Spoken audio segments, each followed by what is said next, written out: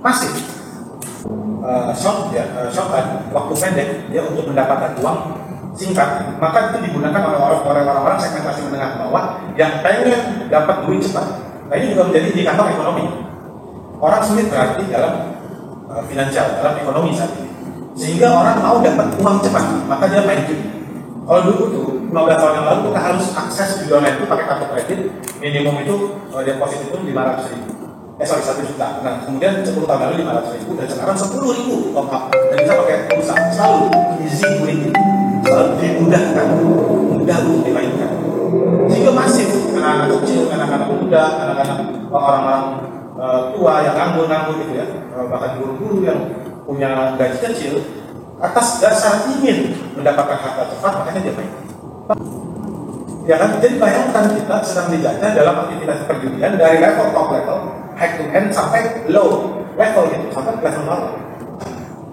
Nah, kalau kita lihat sekarang bagaimana sifat manusia yang mudah goyah tadi, manusia yang lemah tadi, ketika hartanya hilang, dia udah tahu hidupnya itu tentang harta, hartanya hilang, maka anak-anak kecil rela membunuh orang tuanya, rela mencuri, melakukan aktivitas kemaksiatan dan sebagainya, bahkan sampai bunuh diri ketika hartanya hilang.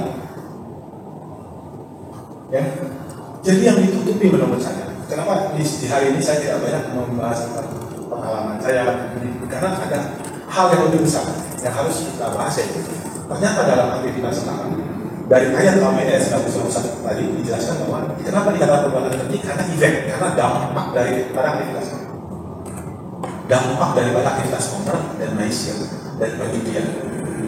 Yang memang duit kita, duit kantor, tapi ketika Anda menggunakan itu dalam bentuk aktivitas judi, maka mengabaikan aktivitas wajibnya yang harusnya bisa menggunakan hartanya ngasih istri lebih banyak gitu ya, akhirnya nggak dilakukan. Nah, karena dia udah masuk perangkap jebakan tadi dan memainkan sifat dasarnya manusia tadi, maka sulit keluar tanpa dia menerapkan atau aturan-aturan Islam di dalam.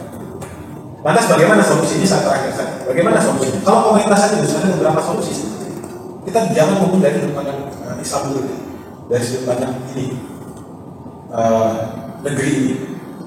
Pertama, kalau serius, PPATK itu bisa mengidentifikasi adanya transaksi yang melibatkan transaksi ilegal atau bentukannya transaksi online via website ilegal 327 triliun atau 100 triliun di tahun ini, atau total semua hampir 800 triliun dari tahun 2022.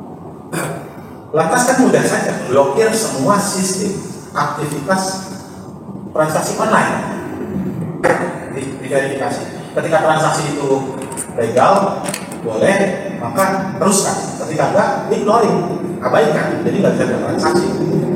Atau hukum, buat hukum, setiap orang yang melakukan aktivitas judi, nggak usah dibedakan legal dan ilegal, maka mendapatkan hukuman X, gitu, apalah hukumannya. Dan yang melaporkan tentang perjudian itu mendapatkan reward. Kan selesai saja sebenarnya. Atau yang ketiga, mewajibkan semua perusahaan dan sekolah minimal 1 kali tentang kajian keagamaan, pembinaan. Semua perusahaan di Indonesia ini diwajibkan punya aktivitas keagamaan untuk menjaga, kan tadi dasarnya adalah sifat dasarnya manusia. Dan ketika itu pun dilakukan, saya rasa akan maksimal.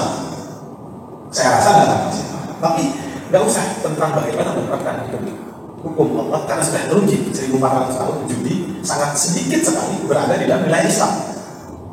Tidak usah sampai ke situ. Yang ini aja dibuat serius, kan tidak. Ya, jadi yang disorot karena ini yang ilegal tadi tidak ada kontribusi apa-apa kepada pemerintah, maka disorot. Sementara yang legal yang ada ribuan triliun di dalamnya dan membuat aktivitas ekonomi kita ya, itu nggak disorot. Nah, inilah konsepsi kapitalisme, yang mana ketika satu aja hukum Allah dilanggar, maka ada orang yang mengambil keuntungan. Jadi bayangkan kenapa Islam itu tidak dibiarkan menjadi tegak kembali. Islam itu aturannya tidak dibiarkan untuk dipakai kembali sebagai aturan kehidupan, karena berapa banyak bayangkan kerugian mereka ketika tidak ada aktivitas yang sifatnya menurut mereka, atau yang kita tahu dengan uncertainty, aktivitas akad yang tidak jelas, maka akan dibendung semua aktivitas-aktivitas yang akan berdampak kepada keuntungan mereka. Kira-kira silakan dilanjutkan. Jadi ketika langsung bilang kan diskon itu kan ilegal ya. Tapi kok artinya ketika ini kan pemerintah nggak mungkin nggak tahu gitu. Artinya udah banyak anak-anak ya, bahkan ibu-ibu rumah tangga pun juga udah ikutan gitu. Bahkan saya ngeliat di Berkaya sendiri ibu rumah tangga tuh ya pada ngumpul gitu kan, ngumpul top up 50.000 gitu kan, main gitu. Nah itu kayak gitu. Nah kita pemerintah harus udah tahu bahwa itu sudah berdampak ke masyarakat bawah. Tapi kenapa dibiarkan? Padahal itu ilegal. Jadi kenapa dibiarkan? Nah itu gimana? Ya, kalau berpikirnya coba memutus akses media, maka akan sulit.